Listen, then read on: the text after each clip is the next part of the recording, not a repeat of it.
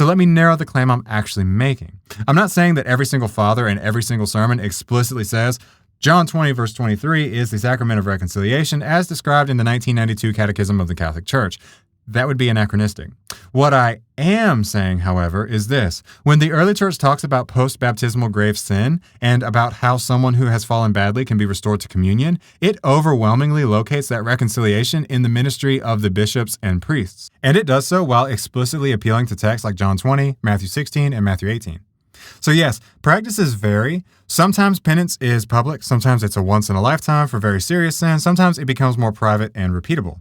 Discipline develops, but underneath all those disciplinary variations is a constant doctrinal instinct that Christ gave his ministers real authority in his name to reconcile sinners to God and to the church, and that this involves an actual judgment, forgiving or retaining, not a mere announcement of what people have done on their own.